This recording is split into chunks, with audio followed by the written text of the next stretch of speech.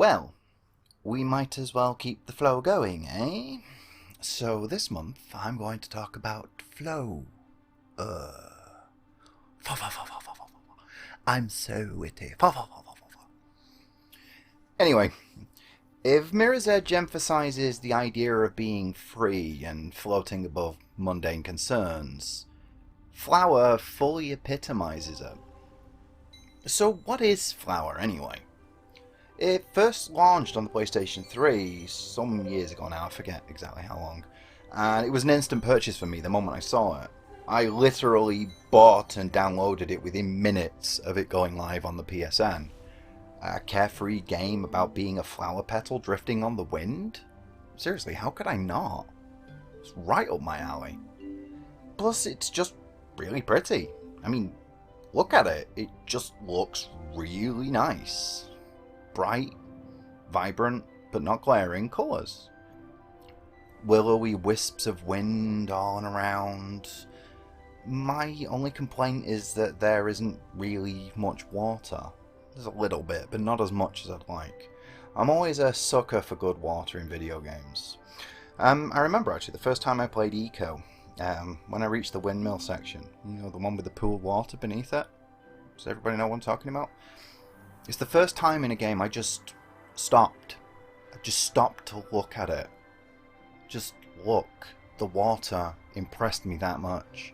I fell off that windmill several times just to see the water effect. Just to look at it.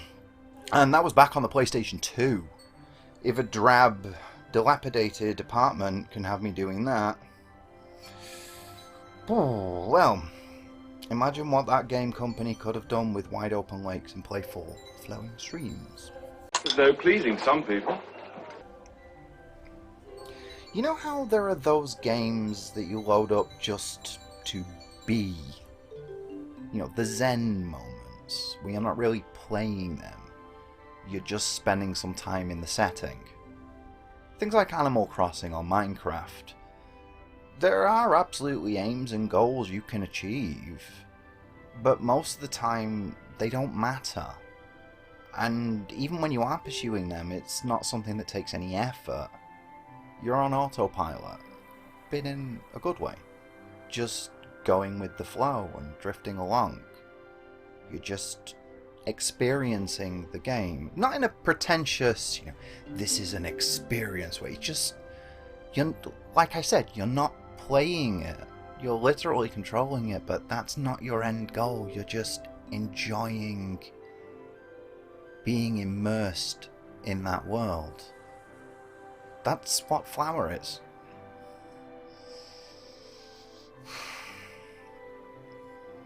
The gameplay, such as it is extremely minimalist. You move, and then you move, stop to reorient, then move some more, floating on the breeze. Even when you're in control, you feel more like a passenger. Not passive, never really passive, but not the driving force either. An active observer. Does that make sense? Like you're reading the map. Like you're sat next to somebody in a car and you're navigating. You're influencing where they go, but it's something else that's actually doing it. You could actually honestly call this a walking simulator and it wouldn't be all that out of place. The only thing that really sets it apart is the premise and a third-person perspective. Though, can you even call it third person?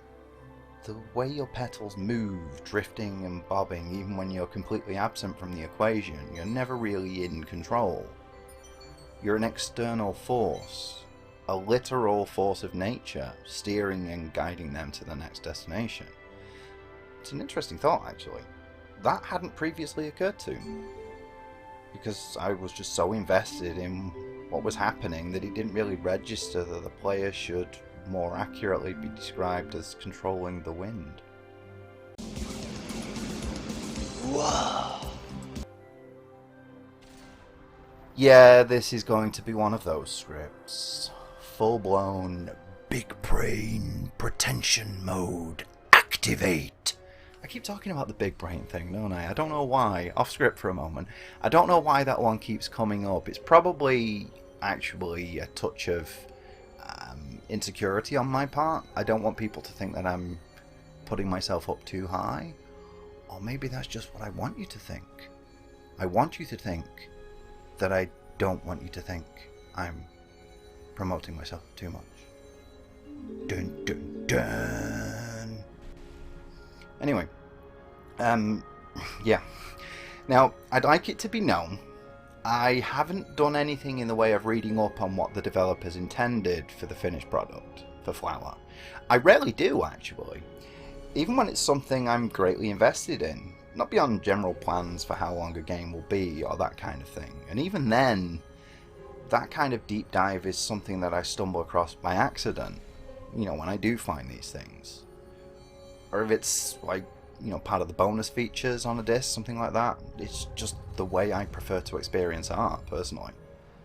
It's not to say that I'm disinterested, far from it. If enough time has gone by, enough for me to truly mentally digest and process my thoughts on a subject, maybe I'll dive into some documentaries and interviews. But considering Blade Runner held the spot as my favourite film for more than 2 decades, from the time I first saw it at 8 years old, yeah, and I've barely even scratched the surface on that, well, that should say enough. Deckard is a replicant, by the way. In Blade Runner, at least. Always was, always will be, always should have been. He wasn't in 2049, and that's fine, but, you know, moving on. It's a discussion for another time. An author's intent is paramount to their work. I should know, I am one. As in, I've written an actual book. It's available to buy. Shameless self-promo. But that's only the beginning of the story, both figuratively and literally. See, human beings are annoyingly obtuse creatures. I should know. We like to think we have an intimate, perfect understanding of our own thoughts and motivations. I mean, why wouldn't we? I live in my own head every single day. I know what I think. I know what I want. I know what I'm intending. Even assuming I'm being outwardly dishonest, inside, I still know myself better than you do. Mostly. See, here's the kicker. I do know what I'm thinking. That much is pretty much impossible to avoid. But I only think I know what I want. I only think I know my intentions. We all do. Well, personally, I'm confident I actually do know those things with a high degree of accuracy. But I am not so contrived as to believe I am immune to self-deception. None of us are. I may well be more resilient to the allure, more internally consistent than the norm, perhaps even more so than most people my own age, perhaps even more so than most people. Or I could be even more deluded than most, flitting around right at the bottom of the ladder, so deeply ingrained in self-ignorance that I've shoved my head up my own arse, burrowed right through, round into my own mouth, wormed my way back out, bent over for a second serving. Maybe, it's entirely possible. Just because I'm willing to accept that could be true, it doesn't make me immune to self-delusion. I used to tell myself I couldn't have any kind of psychological dysfunction if I was compos mentis enough to question my own state of mind. Look how that turned out. Anyway. Wait till I get going! Where was I? The thing about art is that once it's out there in the public domain, the personal experiences brought by the consumer will inevitably lead to it taking on a life of its own. So, whilst we may like to point and laugh at people who try to tell a creator what their work actually means, there's a lot more nuance in the conversation than we may like to admit. Just look at all the X-ending explain type of content that's floating around out there. Just look at what I'm doing right now. My takeaway may be effectively the same as everyone else, and it may well perfectly align with the author's overt intention, but it also may not. Like, when I was writing about the character of Iago from Shakespeare's play Othello, we all agree that he's the villain of the piece. I agree too, or the antagonist, more accurately. He's the antagonist, he's not really a villain. Anyway, let's keep on track here. But my own take on it, based on historical and cultural concepts, is that he was a far more tragic figure. Not a true villain, not a villain at all, because his actions didn't come from a place of malicious design, at least intentional malicious design of his own. Rather, he was a victim of the circumstances in which he forged his life. It's been a while since I've read it, but basically, he's absolutely a self-serving, dangerously ambitious sociopath. But his upbringing and social background enforced a subversive, deceitful methodology to achieve his goals. He's a product of his environment. High-risk, high-reward lifestyles breed a certain deviousness as a matter of course. After all, if you're not screwing over the people around you, knocking them down a peg at every turn, they're going to be fucking you. So, from this perspective, Iago is every bit as much a victim as Othello, perhaps more so because his own actions rob him of much of the sympathy of the noble Moor. I mean, that doesn't absolve him of his arsehattery, of course not even remotely. But it does add shades of grey, just like with a real person. The whole thing about us being the hero of our own story and all that. And this is how I prefer to approach all art. What I inject into it, and what I take away, is more important in my life than the original intent, because it's filtered through my life. So it's not that the author's contribution is meaningless. I'm only arguing that our personal relationship is more impactful in our personal lives. Does that make sense? We're not taking anything away from them by doing that. Rather, we're actually expanding on the underlying premise and allowing things to grow, mature, and take on a life of their own. That's how and why the best art endures in the way it does. The discourse surrounding them keeps it fresh in our collective consciousness and recontextualizes things to our contemporary zeitgeist. The Last Jedi is my favourite Star Wars film.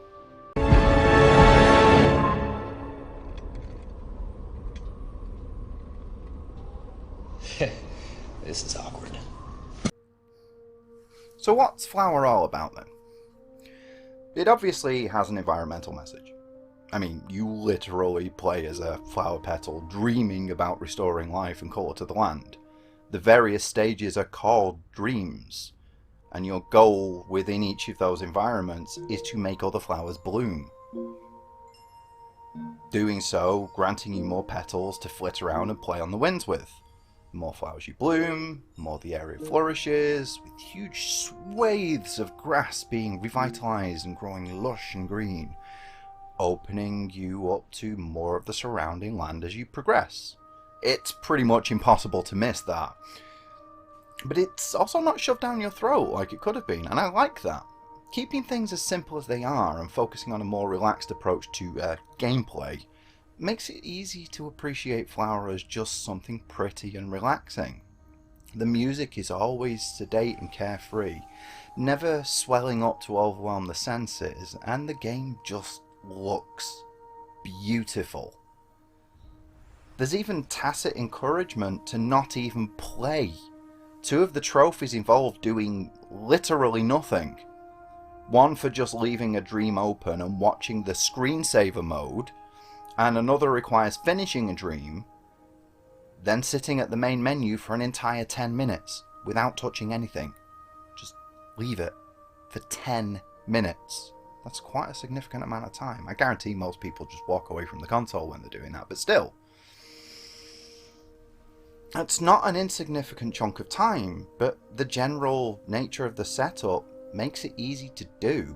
I actually spent some time writing this script with Flower running in the background, the music slowly drifting over me as I mused more on my thoughts about it. It seemed extremely apt, and did indeed put me into an appropriate frame of mind for thinking on a more philosophical level.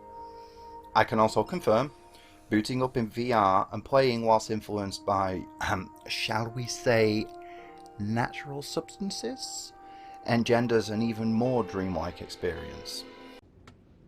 I understood that reference. Yeah, it's a good one to play while you're stoned.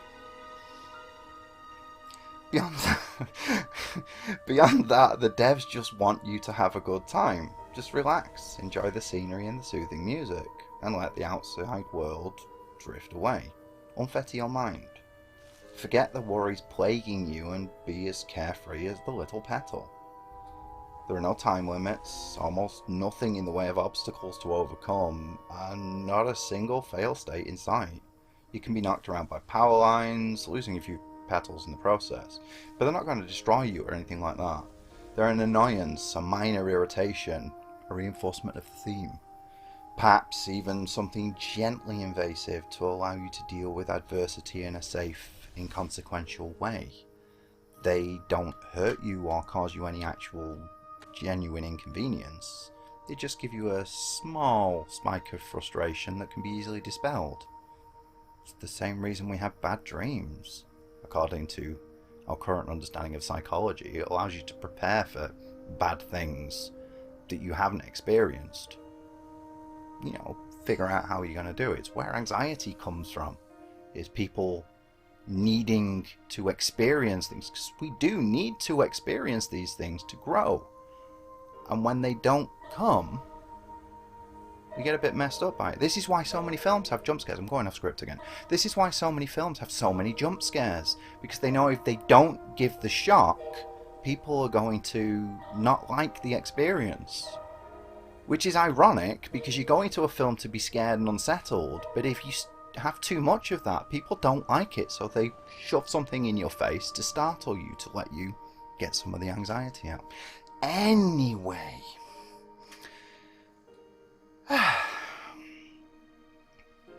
you're going to believe this. Think of it like having a bad dream. This is what I actually wrote.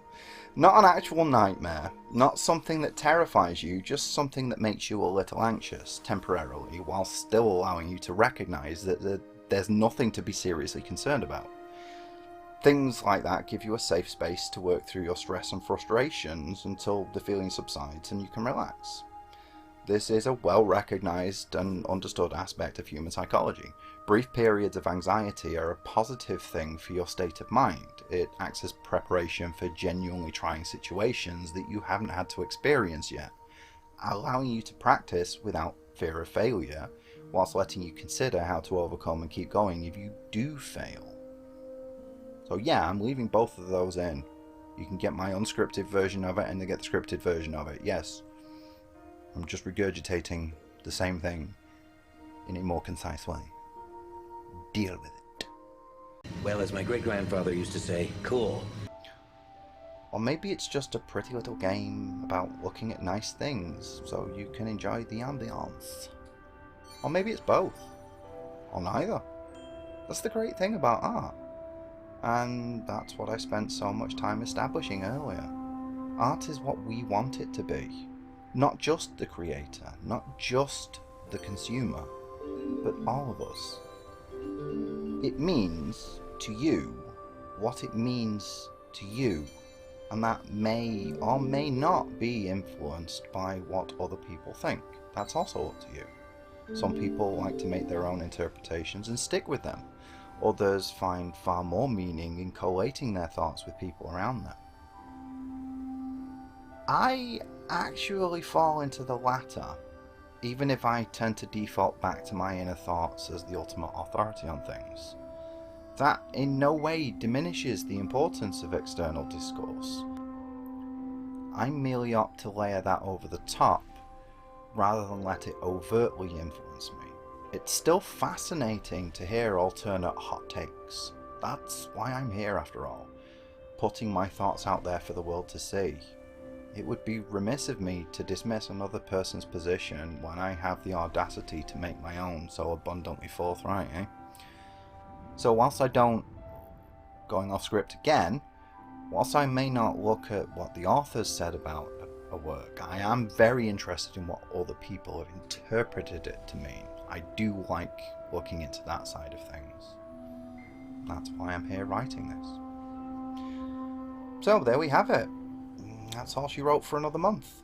If you like what I'm doing here, any support would be very much appreciated. I have a Patreon, if you feel so inclined, but simply doing all the usual in the section down below would be more than adequate, genuinely. Honestly, I'm more interested in negative feedback than anything else, truth be told. I really do want to hear what's wrong. But knowing where I'm going wrong is the best way to improve. Don't tell me I'm a fucking idiot. I don't know, just give me something to work with other than you're a fucking idiot. Just tell me I'm a fucking idiot if you want to. I've gone off script about 15 times this time around. That's an exaggeration, I know it's not 15. Anyway, finally, let's bring this back. Gone way off from where I intended to be. Deal with it. And until next time, thank you for watching.